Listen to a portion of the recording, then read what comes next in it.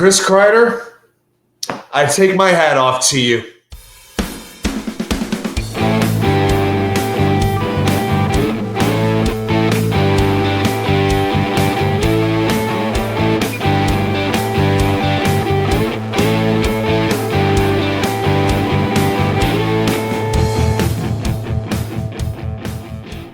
And well, welcome back to New York Sports WickerMedia. I'm Watts UK99. Thank you, as always, for taking the time to watch these videos.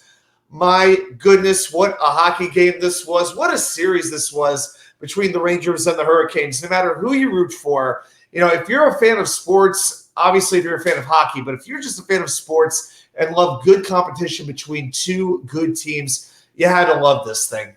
It was an unbelievable series. The Rangers go down to Carolina, to the PNC Arena, just a few miles away from where I live, and pull out Game 6. And like I said, no, I was not in the building.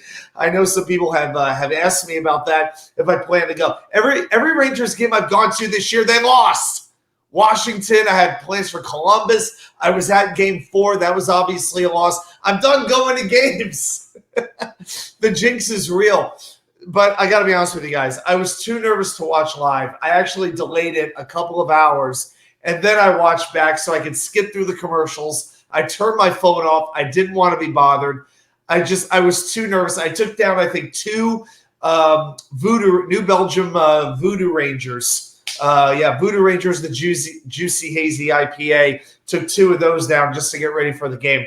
And in the first period, just to break this down, I thought that the Rangers played a competitive first period. I thought they showed effort, played good defense, but they weren't generating any offense. They had just 2 shots on goal. And then late in the first period, here we go. Igor can't catch the puck, leads to a turnover deep in the Rangers zone. Martinnecas scores up high. I got to tell you something. Martinnecas of the Hurricanes, does this guy ever get tired? I don't know what his secret is to cardio, but shoot, I want to know what it is myself. Man, oh man, I got tired on the treadmill after 15 minutes today. Not good enough. But then in the second period, the Rangers get a power play. And I will say this, the referees really let a lot go in this game. Very, very few penalties. I believe only 3 all game.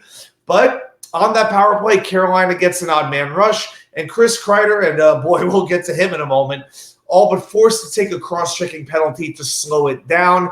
And then on that power play, the Carolina power play, which has struggled for the most part this series, Sebastianaho takes the shot. Sebastianaho is right in front of igorshesterkin. He's setting the screen. The puck comes loose, and here comes Seth Jarvis right from the corner to score. It's 2-0 less than 5 minutes into the second period, and I am thanking God at that moment that I didn't spend $250 to go to that game.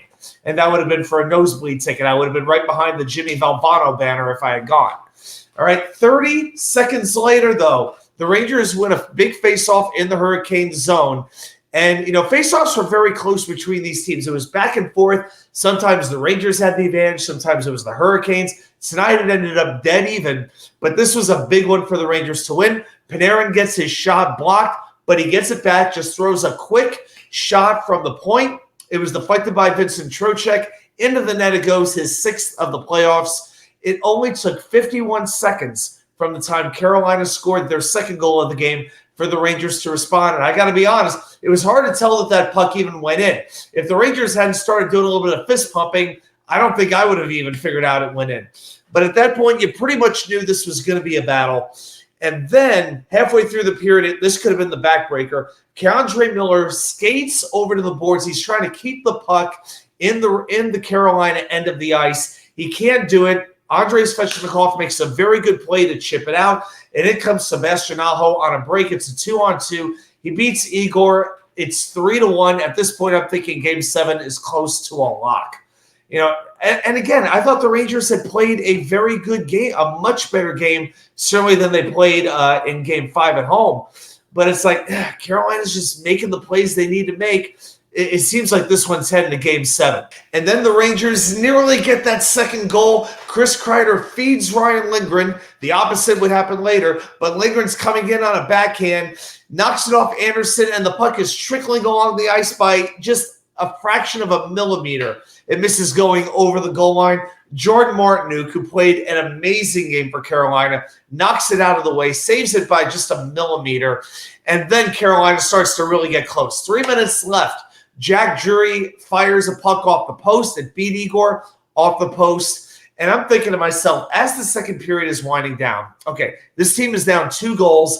They need to somehow shake Carolina up. It's not going to be enough just to get a fluke goal. You know, there's been 1 penalty per team through 2 periods. We've seen the Rangers have the better play on specials. At least they did early in the series.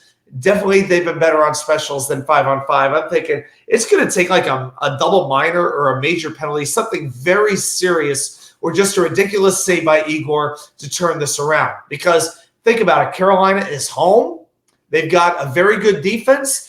In the third period during the playoffs, they have outscored their opponents 18-5, and also they had the last change, meaning they can match up whoever they want against whoever the Rangers put out on the ice. All these things are going against the Rangers, but in the back of my mind, I had one thought. The goaltender is still Frederikandersen, and he is not known for being the greatest playoff goalie of all time. Well, Carolina controlled the beginning of that third period, no doubt about it. 2.5 minutes in, Martinook hits another post. I mean, him, nhlplayoffs, and Jack Drury were on fire this game. Not long after that, Seth Jarvis feeds Jordan Staal right in front, goes for the tip-in. Igor makes a stop. A minute later, jakeguentzel's going in, and he hits the post. I'm watching this, I'm thinking, who the hell has the 2-goal lead here? The Rangers are the one who are supposed to be generating the offense. And, yeah, Carolina's transitions from defense to offense were so fast, just ridiculous. And it seemed like the Rangers couldn't even put 2 passes together. But with 6.5 minutes gone, they get a little bit fortunate. Mika picks up the puck along the boards in the Carolina zone, skates in, throws the puck to the front of the net. And Andersen, this is where you started to see the cracks, makes the save against the post, but he leaves the puck just a little bit loose, leaves just a little bit of room, and that's all Chris Kreider needs. He knocks it home on the backhand, and the Rangers are down by just 1. So you still have a little over 13 minutes to go in the game. And I'm thinking to myself, okay, let's see who wants it more. Who's going to win those battles along the boards? Who's going to force the turnovers? Who's going to control the pace? What are we going to see here? And then near disaster and embarrassment came. 2 Rangers collide, and Sebastianaho takes the puck in again, and he misses a breakaway wide. I mean, there were just so many opportunities Carolina had to take the Rangers out in this game, and they couldn't do it. Whether it was a post, whether it was the crossbar, whether it was wide, or whether Igorshesterkin made an amazing save. Unbelievable. But 10 seconds, so then there was a near penalty on Brady Shea, knocked the puck out over the boards. Refs review it, no penalty. They thought it was deflected. So then on the next faceoff, the Canes break out, and this may have been Igor's best save of the game. Jordan Staal somehow finds himself all alone in front of Igor on another odd man rush, makes the save, and on Stahl's next shift, he cross-checks Mika Zibanejad into the boards from behind. Realistically, it was more of a hard shove. I'm sure there's going to be some hockey fans and certainly some Carolina fans who are going to scream embellishment. I can't completely blame them for that, but it takes the Hurricanes' best faceoff man and one of the best defensive forwards in the NHL off the ice. And 40 seconds into the power play, the Rangers win the faceoff. They work the puck around against a very aggressive Carolina penalty kill. Rangers get just enough room. Panarin unleashes a shot from the middle of the Canes zone, and Kreider deflects it in over Andersen's shoulder, his second of the third period. And with just under 8 minutes left, it's a brand new hockey game. Rangers 3, Hurricanes 3. And I felt at that point Carolina really got nervous. They started icing the puck, which is not something they do. You know, the crowd, you could tell that they were nervous. The guys who wear the tuxedos, you know, I think they were pulling the bow ties just a little bit tighter at this point. So 4:53 to go. There's a face-off in the Carolina end. Carolina ices the puck. Rangers have fresh players. Carolina's got to keep the same players on. And then came 34 amazing seconds of the Rangers imposing their will on the Canes like I don't think they had done at any point all series. It was really impressive. It culminates with Ryanlindgren, of all people, the most defensive-minded player that the Rangers have, goes for a wraparound right around the net, feeds Chris Kreider, who gets past Jalen Chatfield, knocks it home. It's a natural hat trick, 3 goals in just under 9 minutes for number 20. And I'm just going to take a minute right now and talk about Chris Kreider, because now is as good a time as any. You know, it's funny. There were rumors about him in the last 24 hours about him not practicing and all of this. The media asked him, would he be ready to play? He just said one word. He said, yep. You know, I'll tell you what, if Kreider was just getting a maintenance day, this is the greatest maintenance day in NHL history. And I want to spend just 1 second to talk about Chris Kreider's legacy right here. There's been a lot of debate amongst Ranger fans, not just hockey folks, but Ranger fans, about what is Chris Kreider's true legacy as a Ranger. He's been there for 12 years. The Rangers are the only organization he's ever known. It's hockey, I've got to say organization. There's debate about will his jersey be retired. I mean, he scores a lot of power play goals, but he never really became a big goal scorer until a few years ago. And then there are Ranger fans who will say he doesn't give everything he has every single night. You know, there were even some Ranger fans, I went back to Twitter, and they said, man, and this was about halfway through the game. They said, man, some Ranger fans will always defend Chris Kreider, even though all he does is score garbage goals. And, of course, then this individual chose to use the reverse psychology, the motivation tactic. I'm going to use that once in a while. But one thing you can't deny, when Chris Kreider is on his game, he is fierce. And now this performance, this natural hat trick, will be remembered for a long, long time. Now, how it's remembered is going to depend on how the Rangers do. They're still only halfway to the ultimate prize. But down 3-1, 14 minutes left on the road in Game 6, where you are trying to get past, I hate to use the word pressure, but past the pressure of blowing a 3-0 series lead, and you score 3 goals in 9 minutes, that's the stuff of legends. In fact, the last time the Rangers won a road game in the playoffs when going into the third period, it was Game 6 of the 1994 Eastern Conference Finals. That's right, Rangers and Devils, Messier with the natural hat trick. Crazy. And 30 years later, Chris Kreider does something, practically does the same thing. Truly amazing. Natural hat trick on the road. Amazing. But Messier forced Game 7. Kreider was about to send the Rangers to the next round. Of course, Carolina would have one more surge. We knew they would. 2:45 left. Somehow Svechnikov gets the puck off the faceoff, basically by himself. Huge blocker saved by Igorshesterkin. And then finally, with under a minute, Barclay Goodrow takes a puck from the opposite end midboards, fires it 3/4 of the way down, all the way in, empty net goal, and that's the dagger. And the New York Rangers advance to the Eastern Conference Finals for the second time in 3 years. Unbelievable. And I got to say this. One of the things that I really felt was the Rangers stars had to perform in this game. And I don't think people were giving enough attention to that. You know, I think the biggest thing that was bugging me on social media over the last 48 hours was so many topics were about the fourth line. Are we going to play Hedel, Rempe, Brodzinski, move this guy, bench Capo Caco? There was some knucklehead even talking about that. Of course, you had your defensive pairing arguments. Oh, we can't put Keandre Miller with Jacob Sherman. We can't do that. Oh, please. That was not the point. Focusing on those issues, if I could use an analogy for a minute, guys, it was like complaining your house salad had too much dressing. Meanwhile, you don't even realize the steak is getting overcooked on the grill. Come on, the key was the Rangers' best players playing like their best players. And that's what happened tonight. Here are the numbers I'm going to give you. The Panarin, Trocheck, Lafreniere line. In games 4 and 5, they had 1 point between them. Tonight, they had 4 points. But even better, the Kreider, Zibanejad, Roslovic line. 1 point between games 4 and 5. Tonight, 6 points in game 6. Absolutely unbelievable. Now, we knew this was going to be a war. We knew this was going to be a hell of a series.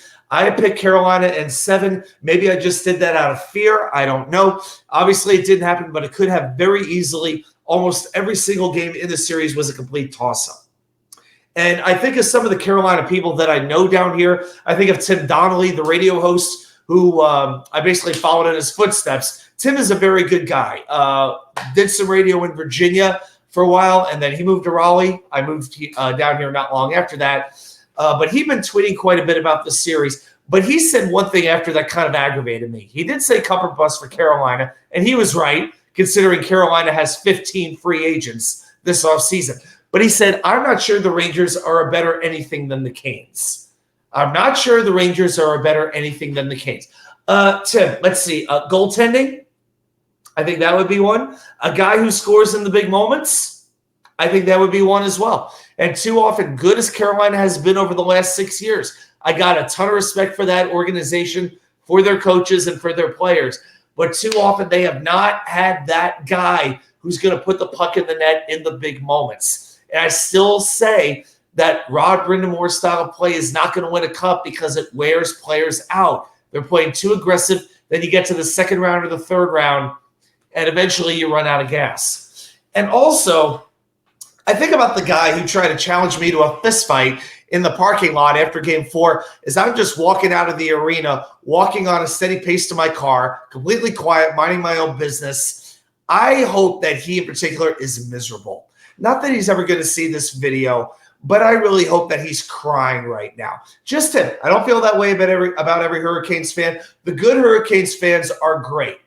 The bad, and I guess this is the case with most fan bases. The good ones are great. The bad ones are pricks. There's no way around it. And I'm going to call myself out. All right. After Game 5, I was questioning the heart of the New York Rangers. I questioned if they had anything left to give. I questioned if they cared.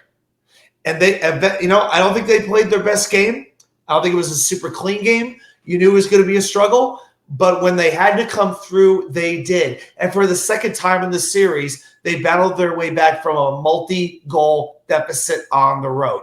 I think the extra day, which we talked about, that extra day of rest, made a big difference. I think they needed a mental rest more than they needed anything else. And now I got to wonder, is this Rangers team different than the other ones that we've been seeing for the last 20 years? It very well could. Well, hey, let's see what happens. Florida-Boston, they got Game 6 coming up. I am rooting for double overtime, of course, but I am just very relieved that the Rangers have survived, and that is the best way to say it, survived the Carolina Hurricanes. 8 up, 8 down. I am feeling, I don't know if I'm feeling joyous, but I'm feeling a whole lot of relief. Anyway, guys, thank you so much for watching this video. We'll be back with a whole lot more content, and I'll see you right back here with more of that content from you know where. The Wicker Chair.